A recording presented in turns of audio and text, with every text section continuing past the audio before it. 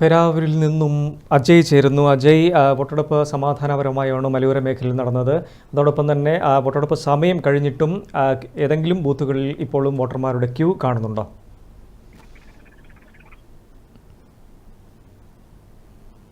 ഷിനിത്ത് രാവിലെ 7 മണിക്ക് ആരംഭിച്ച വോട്ടിംഗ് വൈകിട്ട് കൃത്യം 6 മണിക്ക് തന്നെ അവസാനിച്ചു.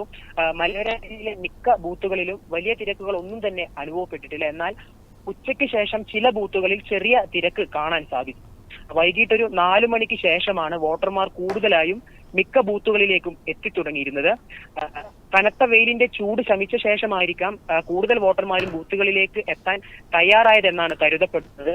ഷിനിത്ത്, കൃത്യം 6 മണിക്ക് തന്നെ വോട്ടിംഗ് അവസാനിച്ച് ക്യൂവിലുള്ള വോട്ടർമാർക്ക് ടോക്കൺ നൽകിയിട്ടുണ്ട്.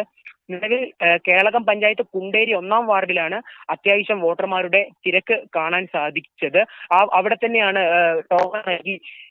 ടോക്കൺ നൽകിയിരിക്കുന്നത്. ഷിനിത്ത്, പ്രശ്നസാധ്യത ബൂത്ത് ആയതിനാൽ തന്നെ ഇവിടെ കുണ്ടേരിയിൽ പോലീസിന്റെ സുരക്ഷയും ഉണ്ട്. നിലവിൽ അക്രമ സംഭവങ്ങൾ ഒന്നും തന്നെ മലയോര മേഖലയിൽ എവിടെയും റിപ്പോർട്ട് ചെയ്തതായി കാണുന്നില്ല.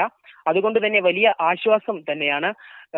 കണിച്ചാർ പഞ്ചായത്തിലെ 2-ാം വാർഡ് അണങ്ങോട് ഒരു 10 മിനിറ്റോളം മെഷീൻ തകരാറിലായിരുന്നു. അതുമാത്രമാണ് ലഭിച്ച റിപ്പോർട്ട്.